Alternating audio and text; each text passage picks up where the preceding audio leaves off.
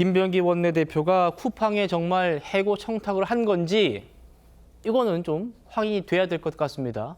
그런데 김 원내대표의 가족의 비위 의혹 조금 전에 또 새로운 게 터졌습니다. 김병기 원내대표 국정원 출신이죠.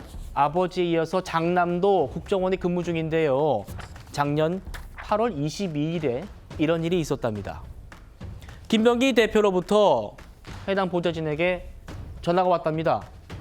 우리 아들 좀 도와달랍니다. 이름 얘기하면서 도와줘.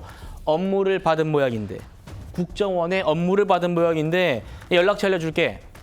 그래가지고 이 전 보좌진이 김병기 대표의 장남과 통화를 합니다. 얼마나 급한 건이죠? 1시까지 위해선 좀 달랍니다. 이 내용이 뭐였느냐? 작년 8월에 인도네시아 대통령 당선인이 한화에 방문한다는 정보가 있는데 그거 좀 확인해 주십시오라는 거였답니다. 정옥진 변호사님. 실제로 김병기 의원실에서 한화에 연락해가지고 오신대요? 인도네시아 대통령 당선인 확인해주고 그런 일 없답니다라고 국정원에 알려줬답니다. 어떻게 봐야 돼요? 그 다른 부처도 아니고 국정원이라고 하면요. 굉장히 기밀이 중요시되는 그러한 정부 조직 아니겠습니까?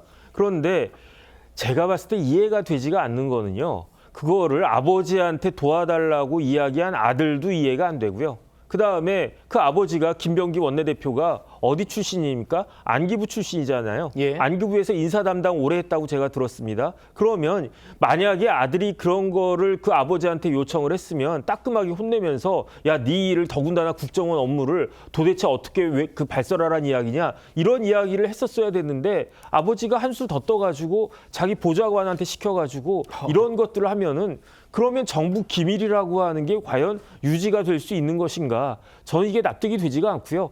작년 8월이라고 하면 그러면은 그럼 계엄 이전 그 상황 아니었겠습니까? 네. 그러면 야당이었을 때인데 야당이었을 때에도 저 정도였으면 지금 여당 원내대표 할 때는 도대체 얼마나 무슨 일이 있었을까 생각만 해도 좀 황당하다 그런 생각이 듭니다. 성진 부의장님. 예. 한동훈 전 대표의 얘기는 이겁니다. 아들이 자기 회사의 일을 아버지의 보좌진에게 시킨 거 이거 최악의 갑질이다. 특히 보안이 생명인 국정원 기밀을 야당 의원실에 누설한 국기 문란이다. 어떻게 들리십니까? 이 행위가 지금 보좌진들이 주장하고 있는 건데 아마 문자나 기록들이 남아 있으니까 저렇게 주장을 하는 거겠죠. 그렇다면 변명의 여지가 없는 잘못된 행동이라고 생각합니다. 사실 김병기 원내대표가 이런 문제가 불거졌을 때 전 그래서 사실 전직 보좌진들에 대한 공격을 멈춰야 된다고 계속 주장을 했습니다. 예. 왜냐하면 전직 보좌진들 아무래도 국회에서 생활을 하다 보면 보좌진들은 모시는 의원의 은밀한 사생활이나 이런 그렇죠. 것까지 다 알고 있거든요. 그렇기 때문에 정말 김병기 원내대표는 이 사람들이 지금 악의적으로 덤벼든다고 얘기합니다만 그렇게 해서 악의적으로 덤벼들 경우 확보된 자료나 카톡이나 메시지나 이런 것들이 남아있잖아요. 그렇기 때문에 거기에 힘이 실릴 가능성이 매우 높습니다. 그렇기 때문에 굳이 이런 이슈가 발생했을 때 전직 보좌진들에 대한 공격을 하는 것은 부적절하다. 그리고 아까도 잠깐 얘기가 나왔습니다만 이 쿠팡 관련 취업 관련돼서도 압박을 행사하는 것도 보좌진들이 계속해서 뭔가 중간중간 우리의 밥줄을 끊지 마라. 우리가 밥줄 끊지 않으면 더 이상 하진 않겠다. 맞아요. 이렇게까지 입장에도 나왔었거든요. 예. 그렇기 때문에 추가적으로 이렇게 계속 건드리다 보니까 계속해서 나오는 겁니다. 지금 이게 끝일지 아닐지도 알 수도 없는 상황이잖아요. 지금 김병기 원내대표의 문제는 본인의 이런 의혹과 관련돼서 본인의 부인 이름도 나오고 이제 아들 이름까지 나왔습니다. 그렇기 때문에 보좌진들이 확보하고 있는 자료가 상당하다라고 보여지는 것 같고요. 예. 그렇기 때문에 저는 글쎄요 지금 정청래 대표도 오늘 오전에 있었던 기자회견에서 이 당에서도 이거를 상당히 중요하게 보고 있고 김병기 원내대표가 조만간 아마 입장을 표명할 걸로 보여진다라고 말씀을 하셨기 때문에 저희도 기다리고 있습니다만 이게 당대표나 저희가 빠르게 조치하지 못하는 이유는 이게 지명직이 아니라 임명직이 아니라 그 당원들과 의원들의 투표에 의해서 된 선출직이기 때문에 예. 원내대표의 거취에 대해서는 본인 스스로 좀 거취를 결정해야 되는 부분이 있거든요.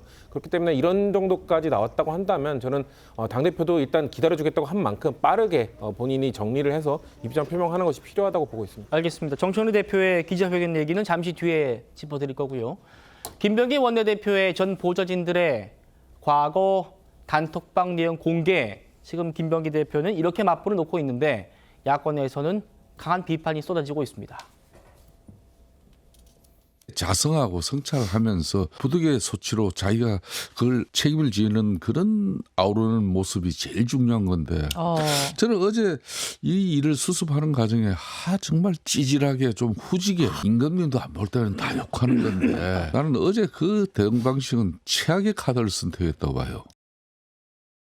메신저들 공격하는 거 보면서 아 이거는 도를 넘었다는 생각을 했습니다. 예. 그러니까 지금 메신저 공격한다는 얘기는 예. 본래의 내용에 대해 가지고 제대로 반박 못한다는 사실 자백 같은 거거든요. 더불어민주당 의원 단톡방에서만 사과할 것이 아니고 국민 앞에 지금 사과해도 모자랄 일인데 요즘 더불어민주당에서 버티는 게 유행인 것 같아요. 많은 의원들이 김병기 의원은 당연히 원내대표 사퇴할 거라고 생각을 하시는 것 같고요. 저는 당연히 사퇴하셔야 된다고 생각해요. 국회의원직 사퇴도 고민해야 될 시점 아닌가.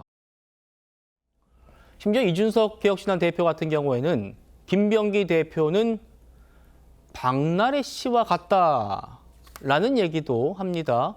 핵심은 실제 행위와 주체의 책임인데 자꾸 남 탓한다는 거죠. 책임 안 진다는 거죠. 그리고 한동훈 전 대표는 이렇게 말합니다. 궁지에 몰리니 보좌진 대화방도 마구 공개하던데 없는 걸 조작한 게 아닌 이상 차 교수님 말씀하신 것뿐이죠. 이해관계자들한테 부당한 이익을 제공받은 것과 무슨 상관이 있는 거냐. 그러니까 김병기 원내대표에게 쏟아지고 있는 이 각종 의혹들과 보좌진들이 단톡방에서 대화 나눈 게 무슨 상관이냐. 지금 이 얘기를 하는 것 같아요.